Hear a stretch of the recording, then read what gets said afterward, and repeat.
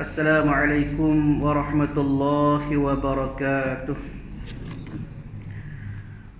A'udzubillahi minasyaitonir rajim. Bismillahirrahmanirrahim. Alhamdulillahi rabbil alamin. Wassalatu wassalamu ala asyrafil anbiya'i wal mursalin sayyidina maulana wa nabiyyina wa habibina wa syafi'ina wa qudwatina wa uswatina Muhammadin sallallahu alaihi wasallam wa ala alihi wa ashabihi ajma'in. Allahumma faqihna fid din waftah alaina futuhal arifin waj'al a'malana khalisatan liwajhikal karim ya arhamar rahimin. Allahumma iftah alaina hikmatak wa anshur alaina min khazain rahmatika ya arhamar rahimin. Rabbi shrah li sadri wa yassir li amri wahlul 'uqdatam min lisani yafqahu qawli walhamdulillahi rabbil alamin. Amin. Qala al-musannif rahimahullahu ta'ala wa nafa'ana wa iyyakum bi'ulumihi fid dharain amin. Alhamdulillah, pertama dan selamanya mari sama-sama kita rafa'kan, kita panjatkan setinggi-tinggi kesyukuran kita ke hadrat Allah Subhanahu wa taala, kerana pada malam ini Allah Ta'ala masih lagi mengurniakan kepada kita kesempatan masa diberikan oleh Allah Subhanahu wa taala daripada pelbagai nikmat yang hendaklah sentiasa kita syukur atas nikmat yang diberikan itu. Antaranya nikmat dua yang terbesar, nikmat iman dan juga nikmat Islam. Masih lagi kita beragama Islam dan dalam masa yang sama kita beriman kepada Allah Subhanahu wa taala. Juga daripada nikmat-nikmat yang lain yang mengiringi kita setiap masa, Allah Ta'ala bagi sihat, alhamdulillah. Boleh semaya, boleh buat amal ibadat kepada Allah Ta'ala, boleh mengerjakan kebajikan-kebajikan, boleh berta'aruf dan sebagainya. Kemudian juga dalam masa yang sama, antara kesusahan ataupun benda payah, iaitulah Allah Ta'ala bagi hidayah kepada kita. Bila mana masa ramai lagi sahabat kita di luar sana, tak tahu lah ke mana lagi. Masa ni pun duduk kedai kopi lagi tempat lain lah, bukan tempat kita. Di mananya alhamdulillah tempat kita, bila masuk saja waktu maghrib, penuh balasah, penuh surah rapat ke belakang, alhamdulillah. Dia alhamdulillah. Jadi semua ini Allah Ta'ala beri kepada orang-orang yang terpilih sahaja. Daripada kalangan orang-orang yang mukhtar, Allah Ta'ala pilih, bukan semua orang dapat. Kadang-kadang Tuhan bagi rasa nak mari tapi tak boleh nak mari, macam-macam. Bahasa kita sebut cending. Nak mari macam-macam masalah. Tapi kita alhamdulillah sabar juga kita pada malam ini. Semua ini Allah Ta'ala beri adalah semata-mata Allah Ta'ala nak tengok sejauh manakah kita guna nikmat peluang-peluang ini yang Allah beri kepada kita. Adakah betul-betul kita guna atas jalan kebaikan ataupun sebaliknya. Mudah-mudahan kehadiran kita semua, tuan-tuan, puan-puan yang terhormati oleh Allah, dicatatkan sebagai salah satu daripada catatan amalan pahala kebajikan yang kita nak bawa untuk kita menghadap Allah Ta'ala pada hari akhirat nanti, insya-Allah. Tuan-tuan, bapa yang terhormati oleh Allah, insya-Allah pada malam ini kita sambung kuliah kita daripada kitab Faridatul Faraid fi Ilmil Aqaid pada muka surat 21. Muka surat 21 atas sekali. Dan pada malam ini kita masih lagi ataupun kita nak sambung perbincangan kita tentang sifat 20. Dia bagaimana pernah kita sebut sebelum ini, sifat yang wajib bagi Allah Subhanahu wa taala ada 20 sifat. Lawan pada sifat wajib, sifat mustahil bagi Allah Ta'ala ada 20 sifat juga. Kemudian satu sifat harus bagi Allah Ta'ala, hak tu cerita berkenaan dengan Allah Ta'ala. Kemudian sama pula 4 sifat wajib bagi Rasul, 4 sifat mustahil bagi Rasul, satu sifat harus bagi Rasul, capur 9. Dia 41 capur 9, maka lengkaplah sebagai aqidatul khamsin, akidah 50. Hak inilah hak kita kena mengaji biar betul-betul faham, biar betul-betul cerak orang bahasa kita sebut. Supaya apa? Supaya kita mengenal Allah Subhanahu wa taala dengan hakikat pengenalan yang sebenar-benar. Bukan sekadar pandai sebut ya, kita beriman kepada Allah Ta'ala. Bila ditanya siapakah Allah Ta'ala, maka tak boleh jawab kita. Maka dalam keadaan inilah yang dikatakan sebagai akidah ataupun i'tikad kita dalam kita nak mengesahkan Allah Subhanahu wa taala yang terkandung dalam ilmu tauhid. Kena mengaji sebab apa? Sebab ilmu tauhid ni salah satu ilmu fardu ain. Bila sebut fardu ain, maka wajib atas setiap orang. Bila sebut kita ni daripada kalangan orang-orang yang dikatakan sebagai orang-orang yang menanggung amanah Allah Subhanahu wa taala atas muka bumi ini, maka kita nak tak nak kena mengaji biar faham. Hal lain sunat. Ilmu matematik sunat. Tu semua tu supaya apa? Supaya nak kepada kehidupan yang lebih baik, tak kena tipu kat orang. Ni apa? Bila tak pandangnya tipu kat orang semacam, maka kena mengaji juga. Dia ada pun ilmu fardu ain ni wajib. Supaya apa? Supaya kita berkekalan atas kita turut perintah Allah Ta'ala, dalam kita mengenal Allah Ta'ala, dalam kita nak melakukan ibadat kepada Allah Ta'ala, dalam masa yang sama kita nak membersihkan hati kita, nak baiki hati kita daripada yang tidak baik kepada yang lebih baik. Baik. Muka surat 21 baris yang atas sekali, bab yang kelima ataupun yang kelima, qiyamuhu ta'ala binafsih. Sebelum ni kita sudah sebut, kita sudah bincang tentang 4 sifat daripada Allah Ta'ala: wujud, qidam, baqa, mukhalafatuhu lil hawadis. Itu 4. Sambung malam ini, qiyamuhu ta'ala binafsih. Artinya maknanya erti pada qiyamuhu ta'ala binafsih itu apa dia? Berdiri Allah Ta'ala dengan sendirinya. Adakah maksud Allah Ta'ala cacat berdiri? Tak. Maksud dia adalah pada Allah Ta'ala itu tiada dikehendaki dengan itu berbetul pendiriannya dan ketiadaan mereka yang menolongkan dia. Makna kata kerjaan Allah Ta'ala, apa dia buat, apa yang dia lakukan, segala yang dia buat tu semua tu tak perlu kepada penolong. Dia seorang-seorang, Allah Ta'ala seorang-seorang. Kenapa? Kerana sifat Allah Subhanahu wa taala itu bersifat atas kekuatan dia tu qiyamuhu binafsih. Tak cara kau orang ikut dia. Muka dia ada kuasa. Maknanya Allah Ta'ala tak bergantung atas sesuatu pun. Dia nak buat, dia buat. Dia tak buat, dia tak buat. Ikut dia ya. Tak minta tolong pada benda lain, seperti barang yang bersegera pada faham, dan hanya sesungguhnya apa dia? Makna berdiri Allah Ta'ala sendiri itu ketiadaan berkehendak Allah Ta'ala kepada zat. Taksir kepada sesuatu pun menopeng. Adapun kalau kita, wujud kita ini berdiri atas zat. Lagu mana berdiri atas zat kita? Kita ni tupai atas tubuh kita. Kita gemuk, kita kurus, kita tinggi, kita rendah, kita tupai atas jasad kita. Dia ruh kita pun tupai atas body kita. Adapun Allah Ta'ala tak menupai atas sesuatu. Kenapa? Kerana Allah Ta'ala itu berdiri adalah padanya zat berdiri Allah Ta'ala itu dengan berdiri yang nyata.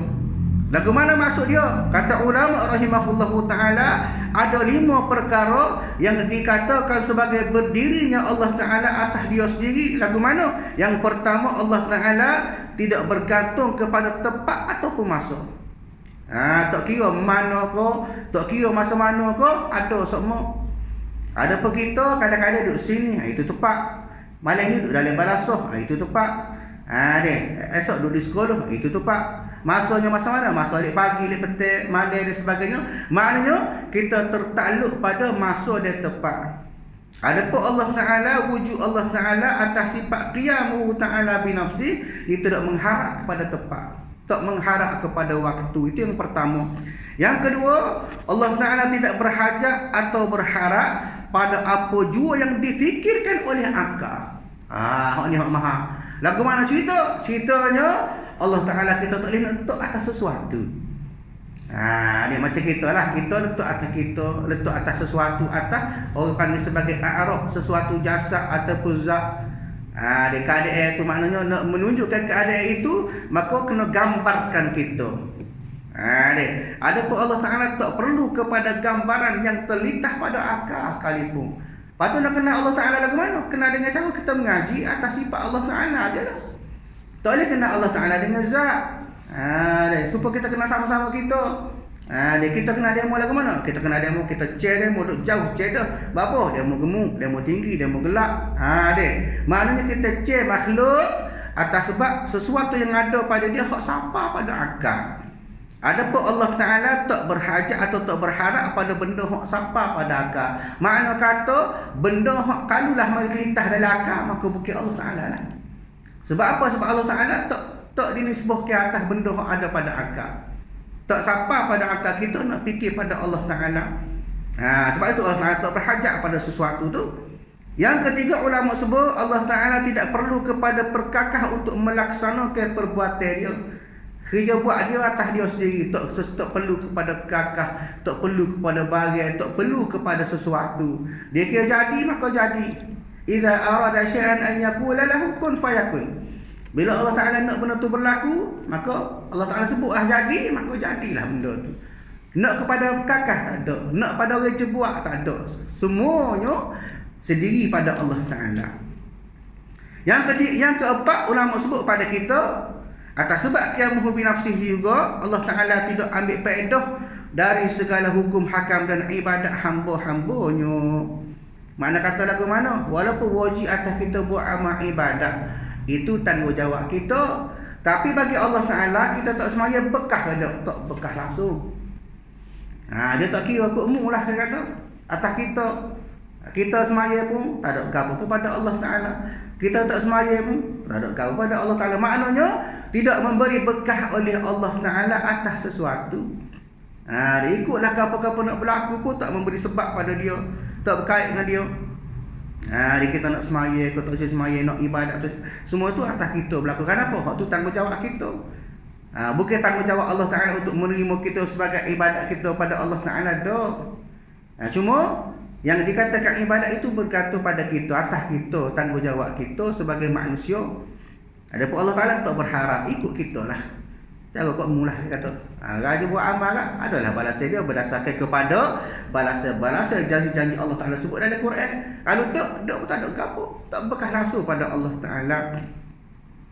Yang kelima, ulama sebut qiyamuhu bi nafsi Allah Ta'ala ini, dengan sebab Allah Ta'ala berdiri dengan sendirinya, bahawasanya Allah Ta'ala tidak boleh disaingi kekuasaannya. Tak kira lah, mari ke apa sekalipun tak ukuh pada Allah Ta'ala. Itu bahasa kita. Adapun kita berubah selalu. Dia Allah 10 riyal tak apa nak berubah lagi. Allah 50 riyal bahasa mari mikir pula. Allah 100 duduk dia lah. Kita ya. Itu kita maknanya memberi bekah oleh sesuatu atas kita. Itu makhluk. Adapun Allah Ta'ala, marilah ujian lagu mana pun kita nak tak jadi sesuatu kepada Allah Ta'ala. Kenapa? Kerana Allah Ta'ala bersifat dengan qiyamuhu bi nafsih, atas dia berlaku. Tak beri bekah pada sesuatu. Maknanya wujud Allah Ta'ala pun bukan daripada sesuatu. Wujud Allah Ta'ala pun orang tak buat. Wujud Allah Ta'ala tu kekal. Tidak ada yang boleh mengekalkan dia kecuali dia sendiri. Dia Allah Ta'ala tu. Begitu juga Allah Ta'ala tak perlu pada apa jua yang ada di alam nyata ke alam gaib ke segala-galanya adalah ciptaan Allah Ta'ala berlaku. Maknanya jami'al makhluqat, sekalian yang tercipta itu adalah hamba kepada Allah Ta'ala berlaku. Kenapa? Kerana Allah Ta'ala menepati kekuatan dia, kekuasaan dia itu menepati pada sifat qiyamuhu bi nafsihi Allah Ta'ala tu. Maknanya jada berkehendak oleh Allah Ta'ala kepada zat yang menepati ia padanya. Maknanya Allah Ta'ala taksir kepada sesuatu yang Allah Ta'ala tupik. Lagu mana? Seperti menepati segala a'rab pada segala zat.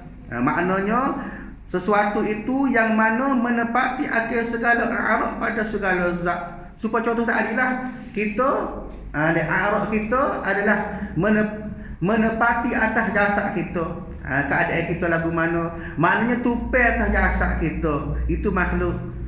Supaya kita kata air ni lah air, a'rab dia tupai dalam botol, maka jadilah air mineral. Supaya kita lah, roh kita, segala-galanya tu berkaitan dengan manusia, dia tupai atas jasad kita, maka jadilah manusia.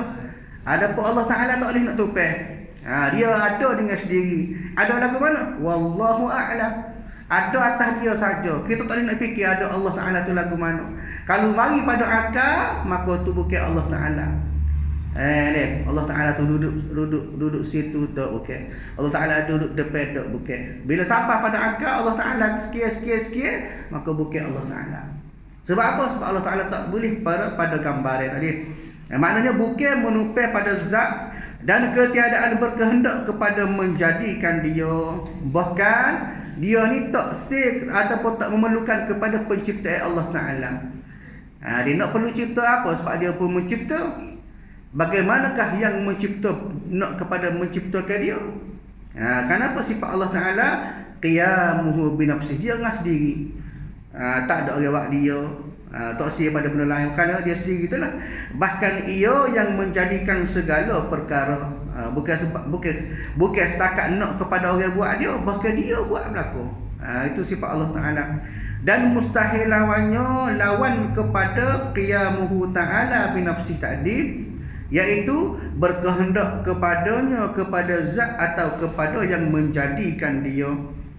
Ini maknanya, ini yang dikatakan sifat mustahil kepada Allah Ta'ala, iaitulah Allah Ta'ala nak kepada hak je buat dia, itu mustahil.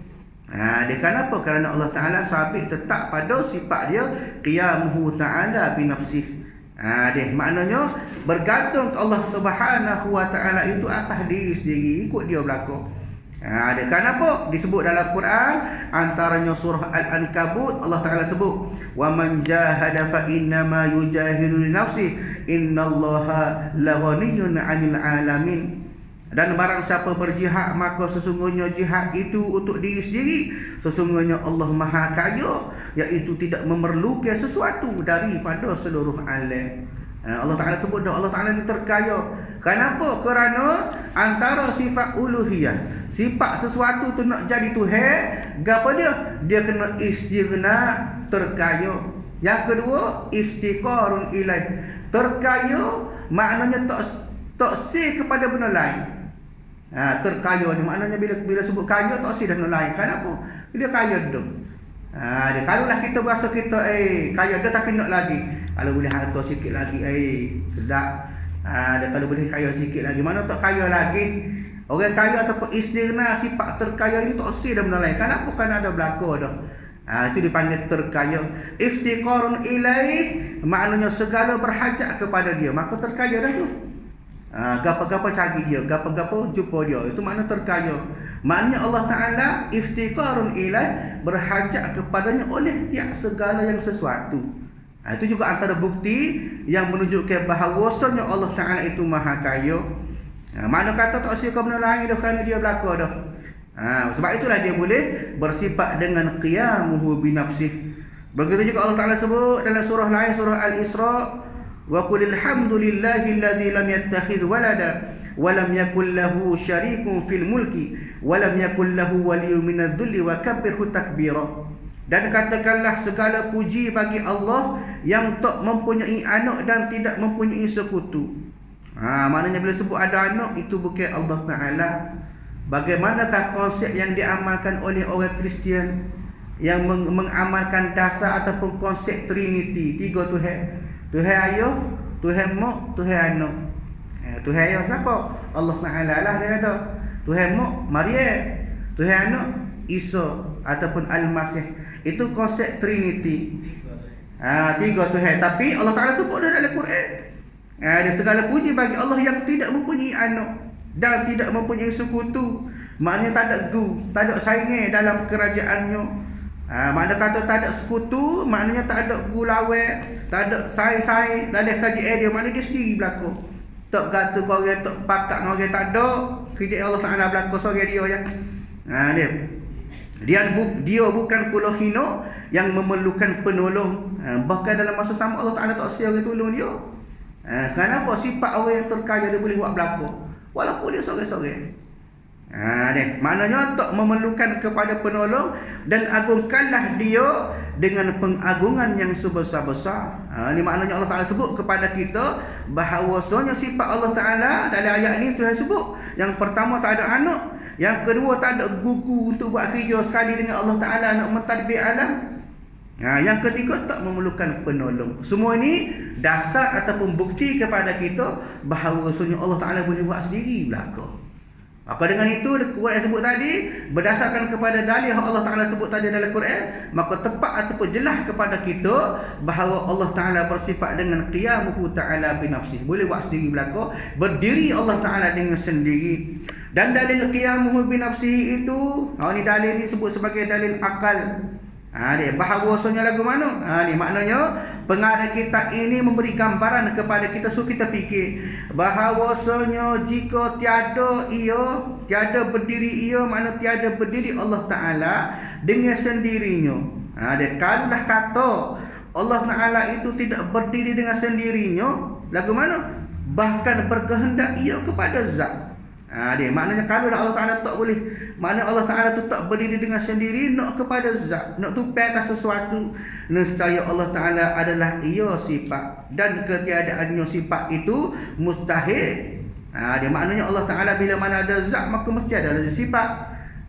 Contoh kita kata manusia, ada zat tubuh badan kita, ada toko. Dia disebut sebagai a'raq ataupun jirid. Toko kita, siapa dia? Tubuh badan manusia. Bila ada dah toko tubuh kita, maka tentu dah ada sifat. Gemuk, kuru, hitam, putih, tinggi, rendah, itu sifat. Dia maknanya kalau Allah Taala adalah dia zat, maka mestilah ada sifat. Maka kalau dah ada sifat, nescaya tiada bersifat ia dengan sifat ma'ani dan ma'anawiyah. Ini makna kata kalau Allah Taala itu bersifat dengan zat, ada zat pada Allah Taala, dia bergantung pada zat-zat itu, maka mestilah Allah Taala tak bersifat dengan ma'ani. Gapo dia sifat ma'ani ni? Ulama sebut kepada kita, ada sifat ma'ani ini adalah sifat-sifat wujud ada dia itu berdiri dengan wujudnya bagi mewajibkan pada hukum. Hak mudah gapo dia? Menunjuk ke atas makna ada berdiri dengan zat Allah Taala. Di makna kata kalau Allah Taala bersifat dengan sifat-sifat yang ada pada zat, maka akan berlawan dengan hak selama ni kita dak bincang, kita dak sebut tentang Allah Taala bersifat pada dia sendiri tu. Yang dikatakan sebagai wajibul wujud tadi, hak ataupun sifat ada pada sifat wujud Allah Taala. Contoh kita kata sebelum ni kita dah bincang qidam, sedia kala Allah Taala. Duk mana sifat sedia kala Allah Taala? Duduk dalam wujud. Lagu mana sifat sedia kala Allah Taala itu? Iaitulah sifat sedia kala yang kata sebagai satu sifat yang sedia kala yang zati, sedia kala yang sebenar-benar, bukan pada zaman ikut masa tak ada tempoh masa. Sedia kala Allah Taala berkekalan, begitu juga sifat-sifat hak lain. Jadi maknanya Allah Taala kalaulah bersifat dengan zat tadi, bersifat dengan sifat yang ada pada sesuatu, maka tentu dah Allah Taala tak bersifat dengan ketuhanan tadi. Contoh kita kata sifat tidak bakok sebagainya tadi sebelum tu. Di mana di sini pengarang kita bagi bandingnya kepada kita. Sebab apa? Nak menafikan daripada sifat-sifat yang berlawanan dengan sifat Allah Taala. Gapo dia? Artinya sifat ma'ani dan sifat ma'nawiyah. Sifat ma'ani iaitulah nak menafikan benda hak lain daripada sifat pada zat Allah Taala. Itu sifat ma'ani. Contoh kita kata zat Allah Taala berbeza dengan zat manusia. Dia zat Allah Taala. Dia zat Allah Taala adalah antaranya bersifat dengan kudrat kuasa Allah Taala, iradat, ilmun, haya, sama', basar, kalam. Hak tu dikatakan sifat ma'ani. Dan sifat-sifat ini mengiringi sifat wujud pada Allah Taala. Contoh kita kata kudrat, kuasa Allah Taala. Kuasa Allah Taala kerana adanya sifat wujud Allah Taala. Bila Allah Taala wujud, maka pada Allah Taala, pada wujud Allah Taala itu ada sifat kuasa. Kalau Allah Taala bersifat seperti mana yang ada pada zat tadi, mustahil pada Allah Taala bersifat dengan kuasa pada wujud Allah Taala. Kenapa? Kerana sifat yang ada pada zat tadi adalah sifat yang ada pada sesuatu ataupun sebagai jami'al makhluqat, tidak pada uluhiyah ketuhanan. Faham ke tak ni? Kau mesti sempat tolong. Dia ngaji ilmu akidah dia lagu tu lah. Sebab apa? Sebab dia ni perbandingan kepada kita untuk kita fikir. Ada sifat ma'ani, sifat kesempurnaan bagi Allah Ta'ala. Begitu juga sifat ma'nawiyah. Kalau ma'ani tadi, dia nak merujuk kepada sifat wujud Allah Ta'ala, maka sifat ma'nawiyah pula sifat yang adanya kerana ada sifat ma'ani. Kerana apa? Kerana sifat ma'nawiyah ini adalah keadaan kepada sifat ma'ani. Contoh kita kata sifat ma'ani antaranya, sifat ma'ani tadi kudrat. Kudrat, kuasa Allah Ta'ala. Itu sifat ma'ani. Dia kuasa Allah Ta'ala kerana ada sifat wujud tadi, sifat nafsiyah tadi, sifat wujud Allah Ta'ala. Bila wujud Allah Ta'ala, maka ada pada Allah Ta'ala sifat kudrat kuasa. Maka sifat ma'nawiyah ini yang menunjukkan bahawasanya kita kena faham kuasa itu bermaksud kekuasaan pada Allah Ta'ala. Mana 3 keadaan. Wujud tadi sebagai wujud yang dikatakan sebagai wujud zati, menupik pada dia oleh sifat ma'ani dan juga sifat ma'nawiyah. Ma'ani sifat dia tu sifat kuasa tu. Ma'nawiyah ni bagi menjelaskan sifat kuasa Allah Taala. Sebab tu setengah ulama kata sifat 20 tak ada, dia ada sifat ada sifat berapa tadi? Sifat tolak pada 7 tadi, 13. Setengah ulama kata 13 wajib kita tahu secara ijmalan. Setengah ulama kata tak apa, 13 tafsiran, siapa lagi cukup 20. Maknanya perbezaan pendapat ulama ini adalah kerana apa? Kerana sifat ma'nawiyah ini adalah penerangan kepada sifat ma'ani. Maka sebab itulah pengarang kita sebut tadi, nescaya tiada bersifat ia dengan sifat ma'ani dan ma'nawiyah yang lagi akan datang, dan iaitu apa dia? Batil. Batil ni persulah salah lah. Kenapa? Menunjuk bahawa dalil atas bersifat Allah Ta'ala dengan sifat ma'ani dan ma'nawiyah. Makna kata dalil yang sebut dah kepada kita, dalil Quran, dalil nakli ataupun dalil akli, semua itu merujuk kepada sifat ma'ani dan ma'nawiyah hak jelas dah. Mana kalau Allah Ta'ala tidak bersifat dengan ma'ani, tidak bersifat dengan ma'nawiyah, maka jadi plesulah. Kenapa? Ada dah dalil. Tu Allah Ta'ala mari dah dalil-dalil dia. Atau jika berkehendak ia kepada yang menjadikan dia, nescaya adalah ia baharu. Makna kata kalau Allah Ta'ala nak kepada orang yang jumpa Allah Ta'ala, maka nescaya Allah Ta'ala tu bersifat ia dengan baru.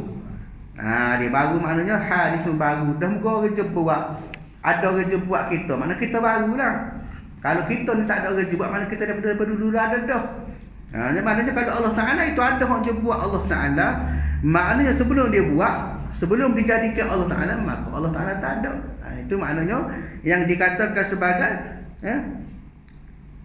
Allah Ta'ala itu bahawasanya taksir kepada berkehendak kepada menjadikan Allah Ta'ala tadi. Nescaya kalau ada juga, maka Allah Ta'ala itu bersifat baru, dan iaitu mustahil. Mustahil lah. Kenapa? Kerana telah terdahulu wajib qidamnya. Maknanya wajib qidam ni wajib sedia kala pada Allah Ta'ala.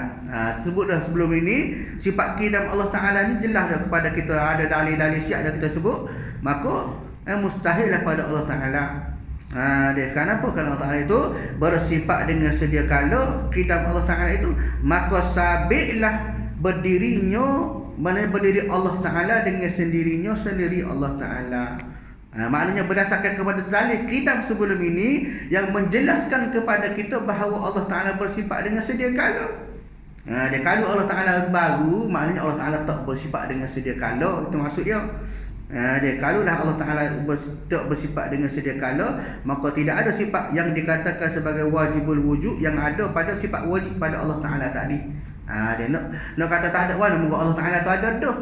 Dia ada, Allah Ta'ala itu bersifat dengan sedia kala. Maka sabitlah berdirinya berdiri Allah Ta'ala dengan sendirinya, dan apabila sabit demikian itu, maka mustahillah lawannya, iaitu berkehendaknya kehendak Allah Ta'ala kepada zat atau yang menjadikan dia. Dia musing sikit malam ni. Tak apa ngaji. Maknanya paling ni nak ayat cerita bahawasanya Allah Ta'ala itu sifat dia berdiri Allah Ta'ala dengan sendiri. Makna kata segala kerja buat Allah Ta'ala, segala yang berlaku pada Allah Ta'ala, semua tu atas sebab Allah Ta'ala sendiri. Tak berhajat kepada sesuatu, tak berhajat kepada penolong. Dia tak menupai pada zat ataupun sifat. Tak tupai atas sesuatu. Sedangkan kenapa? Kerana Allah Ta'ala itu ada dia dengan sendiri, kerja buat dia dengan sendiri, semua sendiri berlaku. Itu ayatnya Allah Ta'ala itu bersifat dengan qiyamuhu binafsi. Sebab apa? Sebab pengarang kita sebut kepada kita, kalau Allah Ta'ala tak bersifat dengan sendiri, mesti dah ditupai atas benda lain. Tupai atas zat, tupai atas sifat. Maknanya bila mana tupai atas sesuatu, maka tentu dah Allah Ta'ala tak bersifat dengan ma'ani dan ma'nawiyah. Tu lagu tu lah cerita dia. Dan bila mana tak bersifat dengan ma'ani dan ma'nawiyah, makna kata Allah Ta'ala tu bersifat dengan nak kepada benda yang menjadikan Allah Ta'ala. Bila nak kepada benda jadi kepada Allah Ta'ala, maka tentu dah Allah Ta'ala tu jadi baru. Itu gambar dia. Dan bila mana Allah Ta'ala baru, maka mustahil lah pada Allah Ta'ala. Kenapa? Kerana Allah Ta'ala jelas dah bersifat dengan sedia kala. Dan bila mana jelas kepada Allah Ta'ala bersifat dengan sedia kala, begitu juga maka mustahillah pada Allah Ta'ala nak kepada sesuatu ataupun nak kepada benda yang menjadikan Allah Ta'ala. Mana kesimpulan pada malam ini, kita kena faham bahawasanya Allah Ta'ala tentu dah bersifat dengan qiyamuhu ta'ala binafsih, dan mustahil pada Allah Ta'ala itu nak kepada sesuatu yang menupai ataupun nak kepada sesuatu yang menjadikan Allah Ta'ala. Baik, jadi mudah-mudahan perkongsian kita pada malam ini memberi faham kepada kita. Kalau tak faham tu, berasa tak faham tu, ngaji lagi. Biar faham. Mudah-mudahan juga memberikan satu kefahaman kepada kita untuk kita kenal Allah Ta'ala dengan lebih dekat. Ni baru-baru 2-3 sifat baru kita bincang bahasa pening dah. Tak boleh pening. Kita mengaji akidah dia lagu tu. Bagaimana kita nak mempertahankan akidah kita sekiranya kita pergi ngaji membawa lagu ni pun tak faham dah. Ni orang-orang yang nak mendalami akidah betul-betul, antaranya orang-orang yang dikatakan sebagai mu'allaf dan sebagainya, dia mengaji sungguh, dia faham, dia masuk Islam kerana agama, kerana mengaji. Kita Islam kerana bakar, itu masalah. Walaupun kita kata sebagai bagus, istimewa lah kita beranak-beranak Islam dah, IC Islam dah, tapi dalam sama dari segi ilmu kita kurang. Sebab apa? Kita kimu benda hak siap dah, tak mengkaji, tak mendalam. Sebab itu kalau boleh kita tambah ilmu kita biar faham betul-betul. Walaupun kita Islam bakar, kalau boleh biar kita faham sebagaimana orang yang mendalami betul-betul, biar kita memberi faham kepada kita supaya akidah kita tetap kemah di sisi Allah Subhanahu wa taala, insya-Allah. Tuan-tuan dirahmati oleh Allah, merasa sangat itulah kuliah kita pada malam ini. Insya-Allah kita akan sambung pada masa akan datang. Auzubillahi minasyaitonir rajim. Bismillahirrahmanirrahim. Alhamdulillahirabbil alamin. Wassalatu wassalamu ala asyrafil anbiya'i wal mursalin wa ala alihi wa ashabihi ajma'in. اللهم إنا نسألك رضاك والجنة ونعوذ بك من سخطك والنار. اللهم إنك عفو كريم تحب العفو فاعف عنا وعن والدنا وعن جميع المسلمين والمسلمات والمؤمنين والمؤمنات برحمتك يا أرحم الراحمين. ربنا آتنا في الدنيا حسنة وفي الآخرة حسنة وقنا عذاب النار. وصلى الله على سيدنا محمد وعلى آله وأصحابه أجمعين والحمد لله رب العالمين. السلام عليكم ورحمة الله وبركاته.